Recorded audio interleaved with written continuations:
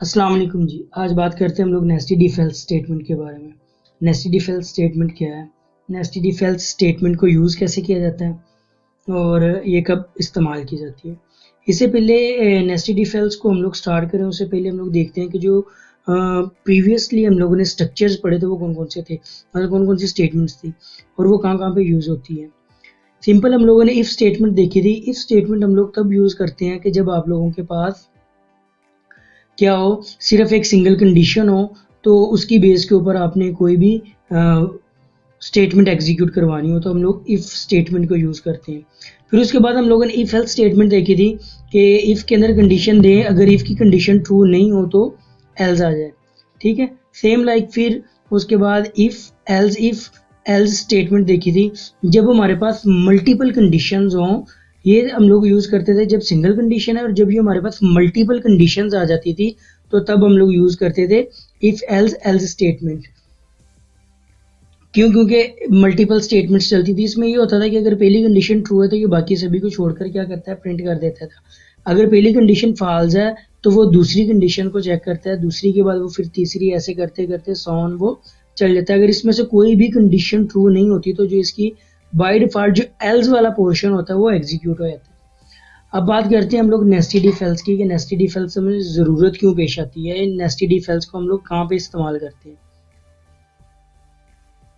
Nested if else हम लोग use करते हैं जब हमारे पास मल्टी लेवल स्टेटमेंट या मल्टी लेवल एग्जीक्यूशन हम लोगों ने करनी हो। मल्टीपल हम लोग यूज़ करते हैं जब इफ एल्स का स्ट्रक्चर होता है, लेकिन नेस्टेड हम लोग यूज़ तब करते हैं जब हमारे पास मल्टी लेवल एग्जीक्यूशन हो रही हो। तो इसके सिंटैक्स की तरफ चलते हैं ताकि इसकी क्लियर समझ आए। तो ये इसका सिंटैक्स होता है नेस्टेड इफ एल्स का। ठीक है, नेस्टेड इसे बोलते क्यों हैं, नेस्टेड इसलिए बोलते हैं कि अगर फ़र्ज़ करो ये मेरे पास सिंपली, ये जो मैं ब्लू में दिखाया हुआ है सिंपली इफ़ एल्स का स्ट्रक्चर है। ये मेरे पास इफ़ की स्टेटमेंट आ गई यहाँ से लेकर यहाँ तक, और ये एल्स की स्टेटमेंट यहाँ से लेकर नेक्स्ट तक। ठीक है जी, ये यहाँ से लेकर यहाँ तक मेरे पास क्या आ गई, ये इस करली ब्रेस से स्टार्ट होकर इस करली ब्रेस तक क्या है, मेरे पास एल्स का पोर्शन आ गया।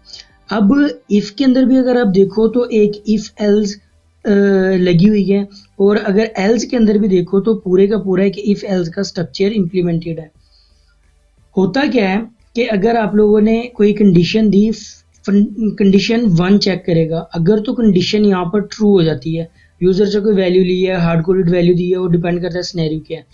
तो यहाँ पे कंडीशन चेक की जाती है कि अगर तो कंडीशन यहाँ पे ट्रू होती है तो देन वो क्या करता है, इसके इनर पार्ट में आता है, इसके इनर जो ब्लॉक है उसके अंदर आता है। फिर यहाँ पे आगे क्या किया जाता है, एक और कंडीशन चेक की जाती है, that is called a nested condition 1। ठीक है, इसके अंदर फिर मजीद कंडीशन चेक की जाती है कि अगर ये भी कंडीशन ट्रू होती है तो आपके पास जो ये वाला ब्लॉक होता है, इफ नेस्टेड इफ वाला ब्लॉक है, ये एग्जीक्यूट हो जाता है। ये तब एग्जीक्यूट होगा अगर आप लोगों के पास जो आउटर इफ है ये और जो इनर इफ है, अगर दोनों की कंडीशन ट्रू होगी तो ये वाला पोर्शन आपके पास एग्जीक्यूट होगा। अगर फर्ज करो कंडीशन 1 ट्रू थी, वो इनर पार्ट में आ गया, लेकिन कंडीशन जो इफ की है ये ट्रू नहीं है, तो ये किस में जाएगा, एल्स के पोर्शन में चला जाएगा। तो ये तब एग्जीक्यूट होगा अगर आप लोगों की फर्स्ट कंडीशन ट्रू है, यानी कि आपकी जो आउटर इफ है, आउटर इफ की कंडीशन ट्रू है, लेकिन जो इनर इफ है उसकी कंडीशन क्या है, फॉल्स है, तो ये तब एग्जीक्यूट करेगा। अब चलते हैं कि अगर फर्स्ट कंडीशन ही ट्रू नहीं है, फर्स्ट कंडीशन ही फॉल्स है, इफ वाला जो पोर्शन है, इफ वाले पोर्शन की जो फर्स्ट कंडीशन है अगर वही फॉल्स है तो वो क्या करेगा, एल्स के पोर्शन में चला जाएगा।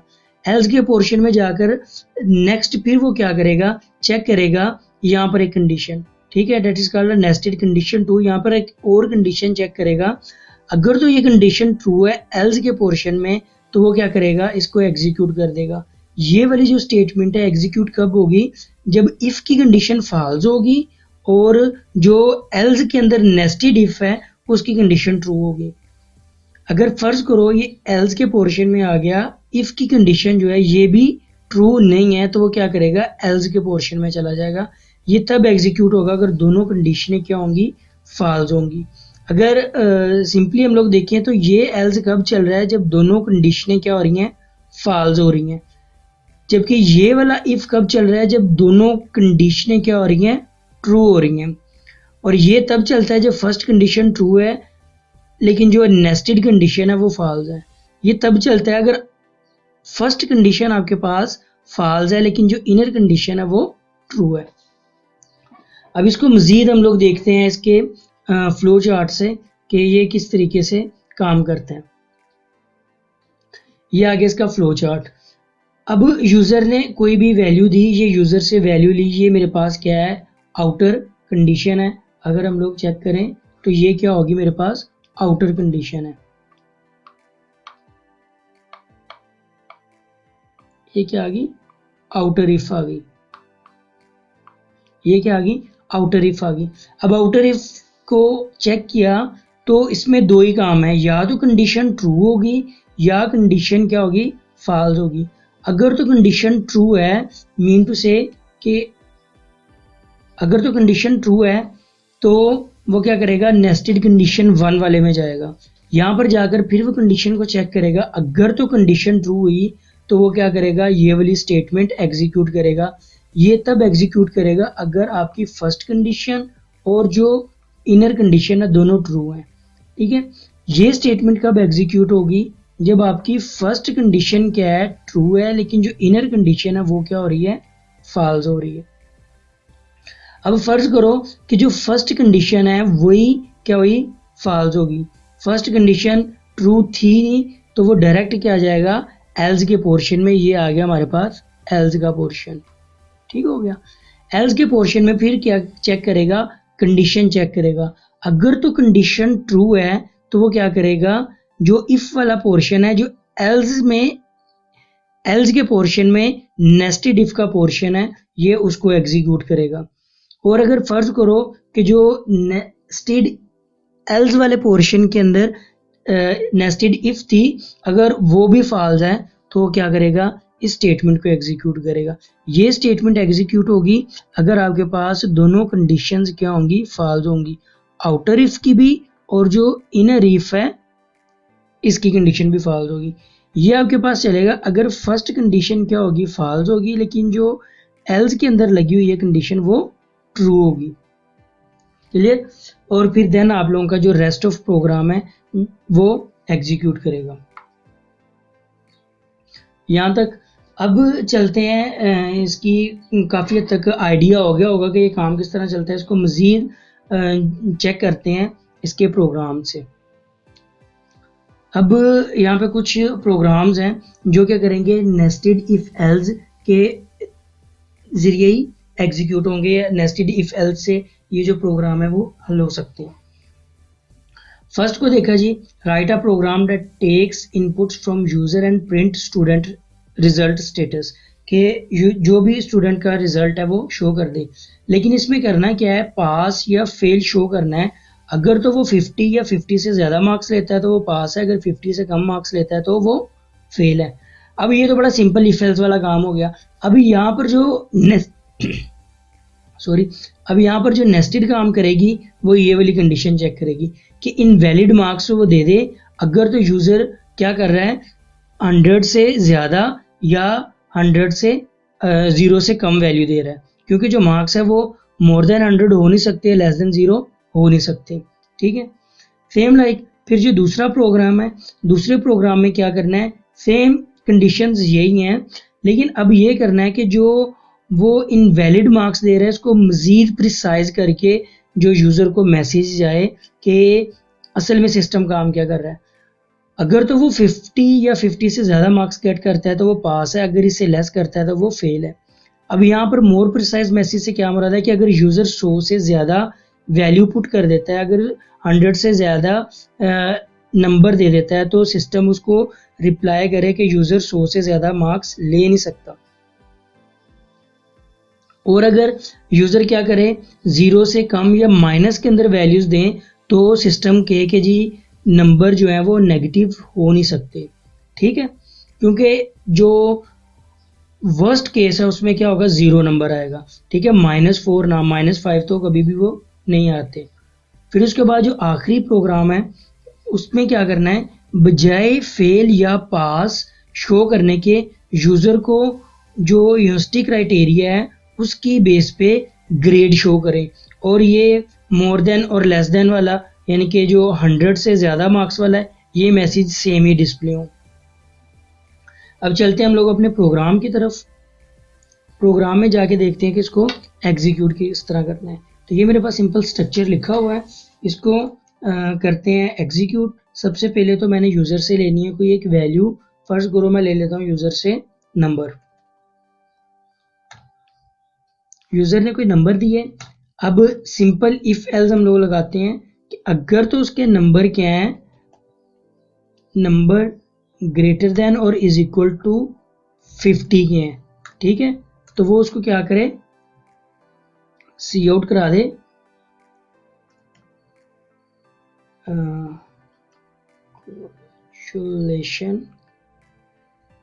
लेशन यू आर पास। क्लियर। और इसको मैंने दे दिया हैंडल। और एल्स के पोर्शन में क्या करे, जस्ट वो शो कर दे सी आउट सॉरी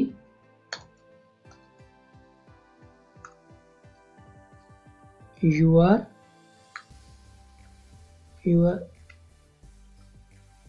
फेल, ठीक है, और हैंडल करके इसको कर दिया।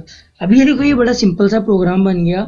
अगर कंडीशंस को हम लोग देखें तो पास या फेल ही यूज़र ने शो करना है, या तो यूज़र पास हो रहा है या यूज़र फेल हो रहा है, तो ये सिंपल कंडीशन आ गई। अब बात आती है ये कि इनवैलिड मार्क्स आ गए हैं। अगर यूज़र क्या करे, 100 से ज़्यादा या 0 से लेस वैल्यू दे तो वो उसको इनवैलिड मार्क्स दे दे। तो अब यहाँ पर कंडीशन, अभी पहले इसको एग्जीक्यूट करके देखते हैं। सिंपली कंपाइल किया, इसको मैंने दे दिया जी नेस्टेड इफ, और इसको मैंने कंपाइल हो रहा है, ये कंपाइल हो गया, और इसको मैंने क्या किया, रन करके देखा तो देखो सॉरी यू आर फेल। अभी यहाँ पर यूज़र को कोई नंबर तो नहीं दिया क्योंकि बाय डिफ़ॉल्ट इसको वैल्यू क्या होती है 0, तो यहाँ पर यूज़र से वैल्यू ले लेते हैं सी आउट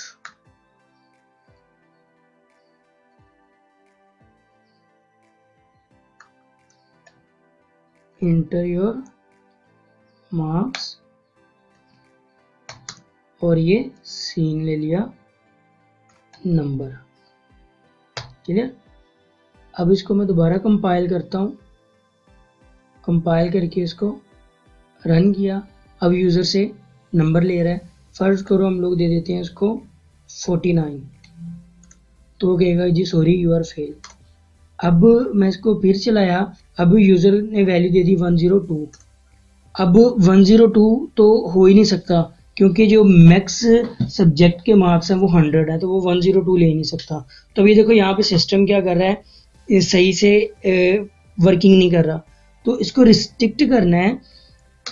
तो उसके लिए क्या करना है, हम लोग एक इफ कंडीशन लगाते हैं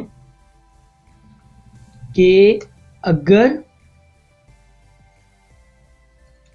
नंबर आपके लेस देन 0 हों एंड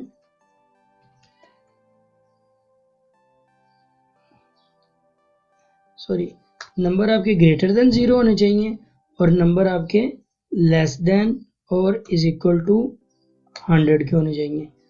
अब यहाँ पर ये क्या करेगा, 0 से बड़ा यानी कि 1 लेगा, 0 के ऊपर भी मैसेज डिस्प्ले करेगा। तो यहाँ पर इसको क्या किया, इफ, और ये जितना भी पोर्शन है इसको उठाया, कंट्रोल एक्स किया, इसको इस इनर इफ के अंदर ले गए, control we.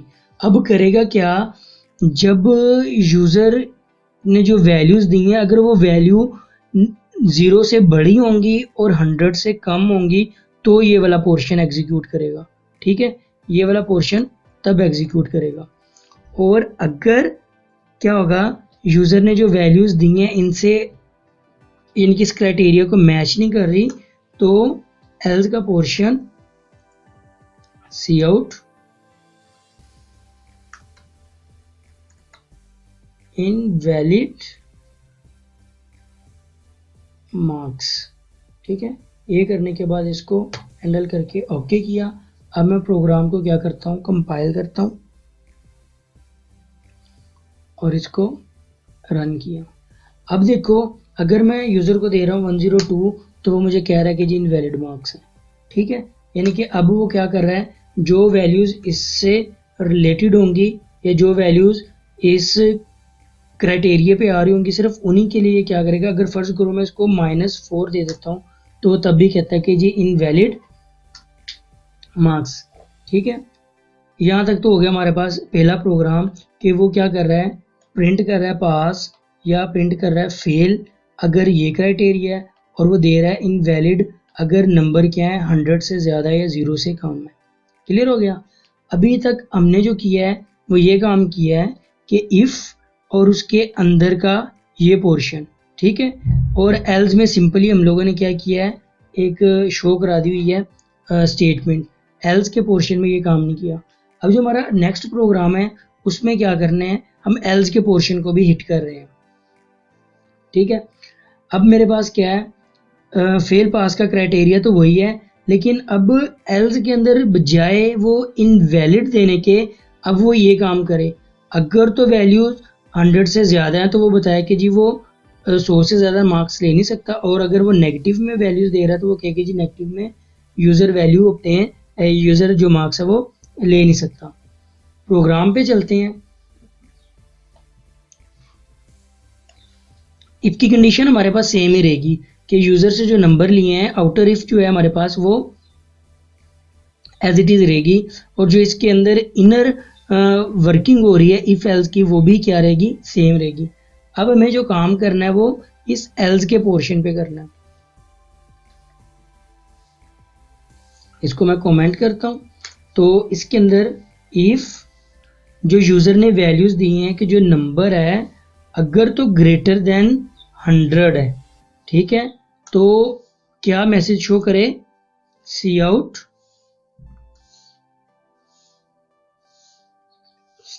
Student can't obtain more than 100 in any subject। ठीक हो गया।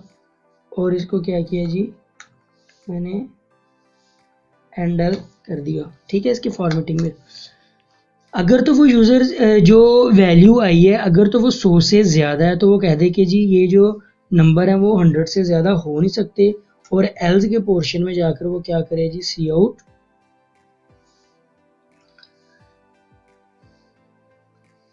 obtain marks can't in negative, और हैंडल करके इसको ओके किया। अब प्रोग्राम को मैं क्या करता हूँ, कंपाइल।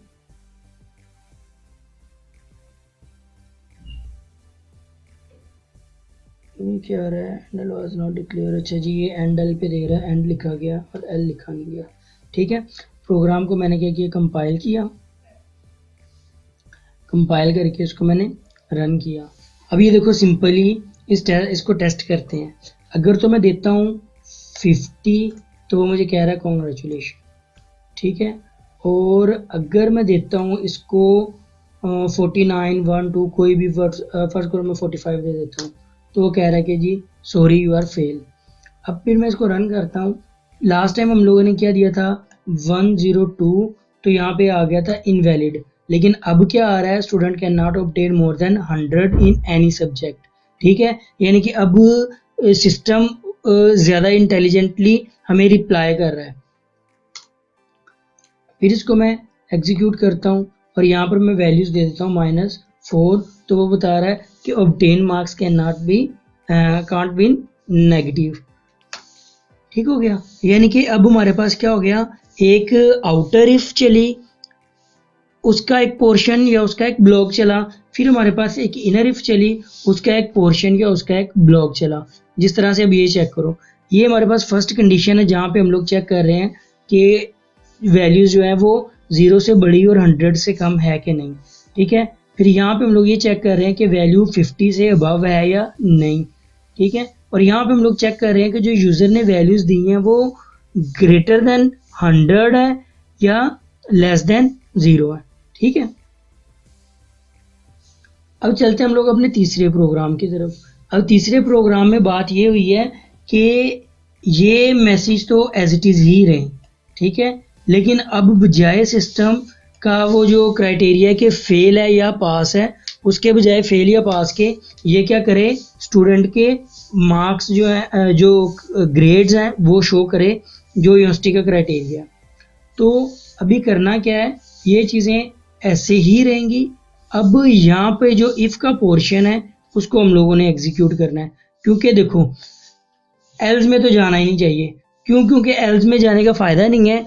एल्स में तो यही है कि अगर तो वैल्यू वो क्या कर रहा है, ग्रेटर देन 100 दे रहा है या लेस देन 0 दे रहा है, तो एल्स के पोर्शन में तो जाएगा ही तब सिस्टम। तो अगर ग्रेड्स की बात करनी है तो वो हम लोगों को यहाँ पे करना पड़ेंगे। अब थोड़ा सा स्ट्रक्चर कॉम्प्लेक्स होगा, लेकिन ये इजीली आप अंडरस्टैंड कर लोगे क्योंकि आपने इफ एल्स वाली जो मल्टी वे में है उसकी प्रैक्टिस अच्छे से की हुई है। अब फर्ज करो जो स्टूडेंट है वो नंबर लेता है ग्रेटर देन या इक्वल टू 90 के, तो वो उसको कह दे कि बजाय तुम पास के you got a plus grade, और जो भी आपका सब्जेक्ट है, ठीक है, इन डैश सब्जेक्ट। ठीक हो गया, मैथ फिजिक्स केमिस्ट्री जो भी आपके पास सब्जेक्ट है। अब अगर 90 से अबव हैं या 90 हैं तो उसके लिए तो ये बड़ी अच्छे से कंडीशन लगी। अब क्या करना है, एल्स इफ, क्योंकि मल्टीपल कंडीशन हमें देनी पड़ेंगी, तो अगर मल्टीपल कंडीशन चाहिए हो तो हम लोग क्या करते होते हैं, एल्स इफ वाला पोर्शन करते होते हैं। अगर तो नंबर जो है वो ग्रेटर देन या इज इक्वल टू क्या है, ए ग्रेड कब होता है, जब 80 मार्क्स हो, ठीक है, एंड नंबर लेस देन हो किससे, 90 से, क्योंकि अगर 90 है तो वो ए ग्रेड होगा, ए प्लस होगा। अगर 90 से बिलो है, मीन टू से कि 89 है, तो देन वो क्या करेगा, उसको बजाय ए प्लस ग्रेड करने के कंट्रोल सी कंट्रोल वी, इसको मैं कह देता हूँ जी यू गोट ए ग्रेड।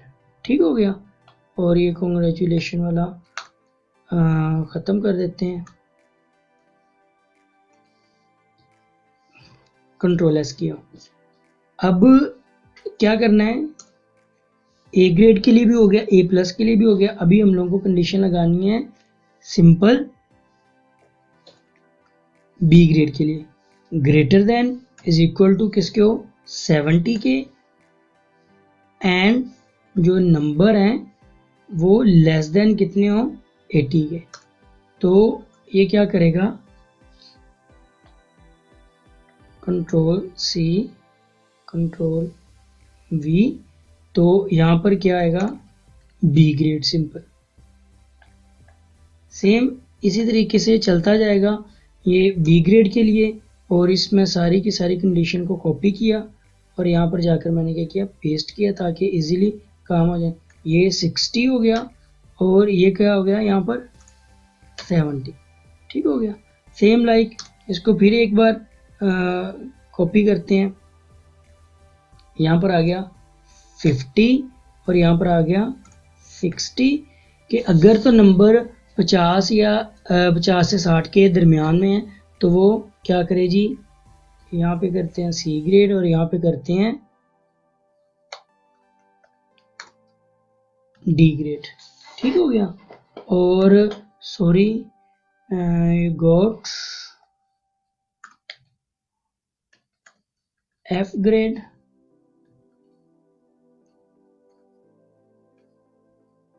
और ये कर दिया। अब मैं क्या करता हूँ, इसको कंपाइल करता हूँ। कंपाइल किया, कंपाइल सक्सेसफुली हो गया। अब इसको रन करके देखते हैं। अब सिंपली पहले मैं चेक करता हूँ कि जो मेरी कंडीशन हम लोगों ने दी हैं वो काम करती हैं सही से या नहीं। मैं इसको दे देता हूँ जी 101, ठीक है।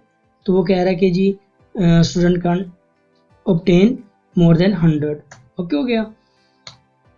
अब यहाँ पे दे देता हूँ मैं नेगेटिव के अंदर -1, तो यहाँ पे सिस्टम बड़ा बेहतरीन काम कर रहा है, ठीक है, कि वो बता रहा है कि आप ज़्यादा नंबर नहीं दे सकते, कम नहीं दे सकते। अब फ़र्ज़ करो मैंने क्या कर दिया है, 90 दे दिए हैं, तो 90 पे क्या है, स्टूडेंट का ग्रेड ए, स्टूडेंट का ग्रेड क्या है, A+ आ गया, ठीक है।